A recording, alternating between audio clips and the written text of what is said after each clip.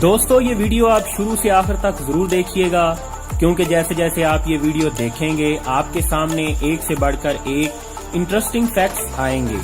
اگر آپ کو ہماری یہ ویڈیو پسند آئے تو اسے اپنے دوستوں میں ضرور شیئر کیجیے گا۔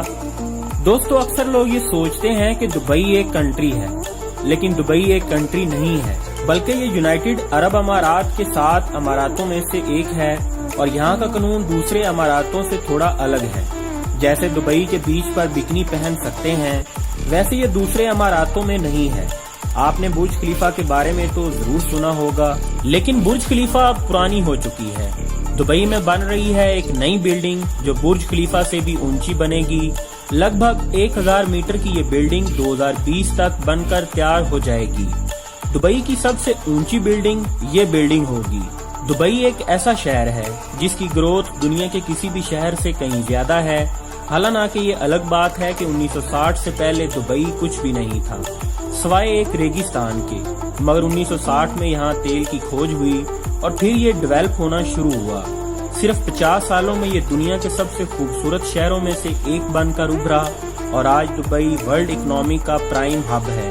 سن 1990 میں یہاں صرف ایک ہی آسمان چھوتی عمارت تھی جس کا نام تھا ورلڈ ٹریڈ سینٹر، مگر آج کے دنوں میں دبئی میں 156 آسمان چھوتی عمارتیں ہیں اور ٹوٹل 912 اونچی عمارتیں ہیں، اور اس کے علاوہ جو نئی بن رہی ہیں وہ الگ ہیں۔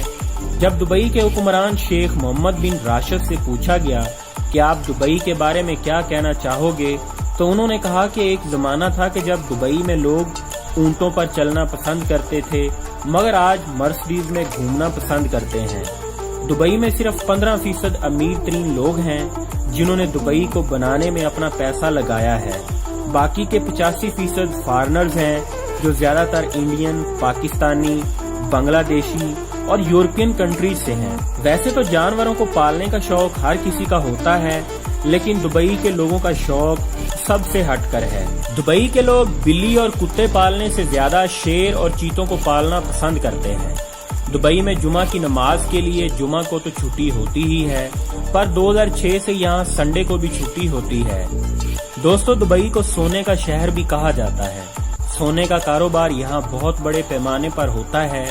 دبئی میں سونے کی تقریباً 300 سے بھی زیادہ دکانیں ہیں۔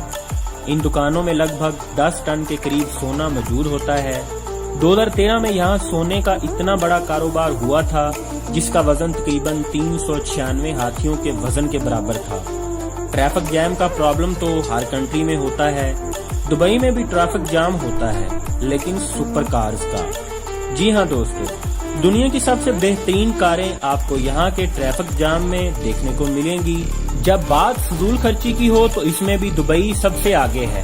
جیسے کہ سونے کی کاریں، یہاں کے ارب پتی اور ان کے بچے سونے کی پرت چڑھی کاروں میں بڑی دلچسپی رکھتے ہیں، جو کہ اپنی دولت کی نمائش کرنے کا ایک بہترین طریقہ ہے۔ ہو سکتا ہے کہ یہ بات آپ کو بہت فضول خرچی والی لگے، لیکن دبئی میں یہ عام بات ہے۔ دبئی میں ایسے ATM بھی ہیں جہاں سونا نکلتا ہے۔ جرمن کمپنی کی بنائی گئی اس مشین سے صرف سونا نکلتا ہے۔ جی ہاں، اسے سب سے پہلے دبئی مال میں لگایا گیا۔ یہ پہلی ایسی مشین ہے جس میں سے 24 کیرٹ سونے کے بسکٹ، سکے، جیولری جیسی 320 الگ الگ قسم کی چیزیں نکلتی ہیں۔ گاہک اس کا استعمال کریڈٹ کارڈ اور پیسوں سے کرتے ہیں اور اپنی من چاہی چیز نکال سکتے ہیں۔ آپ نے ڈزنی لینڈ کے بارے میں تو سنا ہی ہوگا، لیکن اب دبئی میں بن رہا ہے دبئی لینڈ، جو ڈزنی لینڈ سے بھی 2 گنا بڑا ہوگا، جو 2020 تک بن کر تیار ہو جائے گا۔ اور یہ اندازہ لگایا جا رہا ہے کہ دبئی کا اس وقت یہ سب سے بڑا ٹورسٹ اٹریکشن بھی ہوگا۔ دبئی مال دنیا کا سب سے بڑا مال ہے۔ یہاں پر ٹوٹل 1200 سٹور ہیں۔ حالانکہ دبئی ریگستان میں بسا ہے، پھر بھی آپ کو یہاں برف میں اسکیٹنگ کرنے کا مزہ مل سکتا ہے۔